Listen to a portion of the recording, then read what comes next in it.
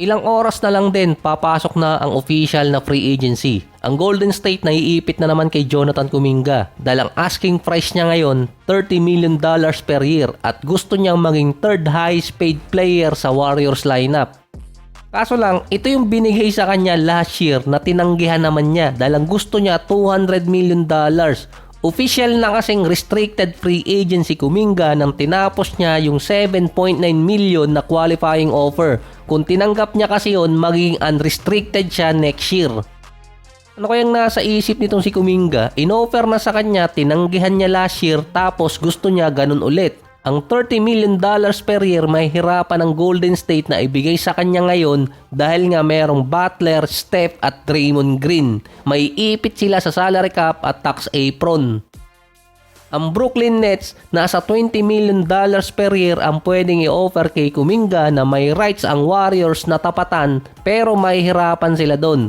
Maganda kasing intayin next year yung trade deadline para makakuha ng player. Mas inaabangan kasi yun ng mga teams kumpara sa free agency dahil merong mga teams doon ang nagpa-fire sale. Halos pinamimigay na yung mga player sa mababang value. Bukod din sa Lakers, ang Warriors naghahanap ng isang sentro. Ngayon, pumirma na kasi si Bobby Portis sa Milwaukee Bucks. So, hindi na siya available sa market. Yung sa Warriors pa, hindi lang basta sentro, kundi may shooting sa labas dahil sa spacing na ginagawa nila sa rotation. Ang Miami ang tanging team sa ngayon na interesadong makuha si Kuminga via sign and trade, ang loophole sa salary cap. Kaso tatamaan pa rin ang kanilang tax apron. Si Duncan Robinson nag-decline na ng player option pero may intensyon na pumirma ng Miami. May chance si Kuminga sa $30 million per year sa Miami lalo na kung maaalis pa nila si Terry Rozier sa lineup na merong 26 million. Doon lang naman ay ipit ang Miami sa kontrata ni Terry Rozier na hindi nila mapakawalan or ma-trade. Si James Harden naman nag-decline na ng player option pero may intensyong pumirma ng 2 taon na $81 million na kontrata sa Clippers. 1 guaranteed at 1 player option. Tumaas ang contract niya ng konti at flexible pa. Ang Clippers din interesado makakuha pa ng isang sentro. Si Luke Cornet ngayon ang tinitingnan nila at kalaban nila daw ng San Antonio na merong mga fans sa San Antonio ang nainis sa ginawa nilang ibinigay yung jersey number 2 kay Dylan Harper. May mga fans kasi ng Spurs na sinabing dinisrespect ng San Antonio yung jersey number 2 para kay Kawhi na dapat hindi nila pinagamit at i-retire para kay Kawhi yun. Kaso naglalaro pa kasi si Kawhi, hindi pa naman kasi siya talaga retire. Batak na batak pa naman si Kawhi ngayon sa practice, iba na naman ang appearance. Si Kawhi din makakapirma ng contract extension or pwedeng pumirma kapag pumatak ang January 11, 2026 dahil yun ang time na pumirma din ng kontrata or extension si Kawhi nung nakaraang 2024. Si Julius Randle naman wala na sa free agency dahil nag-agree na sa $100 million na kontrata sa loob ng 3 taon sa Minnesota. Halos nagpababa rin si Randle nun. $30 to $35 million per year. Kahit may intensyon na pumirma si Randle or kahit sino mga player ngayon, pero may mga teams or player na official na makakapirma ng kontrata after July 3 or July 5. Hindi ko lang sigurado kasi ang time zone nito. Ibig sabihin, pwede pang mabago ang isip nila at lumipat ng ibang team.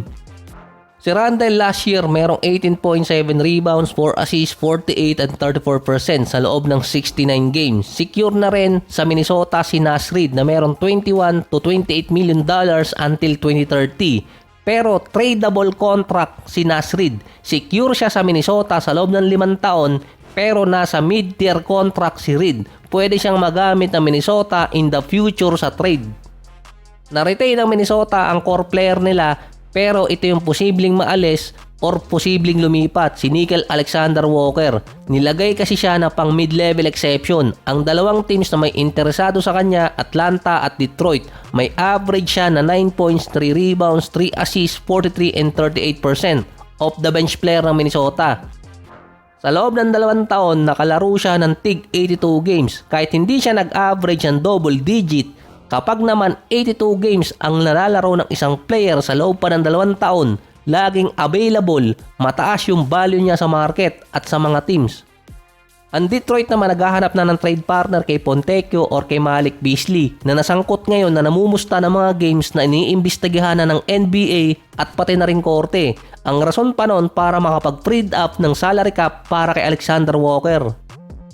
Si Dorian Finney-Smith naman nag-decline na ng $15 million na kontrata sa Lakers. Medyo bumagsak ang stats niya, 7 points, 3 rebounds, 3 assists, 44 and 39%. Mula nung naglalaro siya sa Nets na 10 points, 4 rebounds, 45 and 43. Hindi best option sa kanya na i-decline yung kontrata at maghanap ng team. Pero mukhang papasok doon ang Houston dahil naghahanap sila ng pwedeng ipalit kay Dillon Brooks dahil nga nasama sa trade papuntang Suns. Sila ang frontrunner na makuha si Finney-Smith sa market. Isa pa doon, nagpababa ng kontrata si VanVleet. Base kay Bobby Marks, makukuha ng Rockets si Finney-Smith, hindi pa lalagpas sa first tax apron.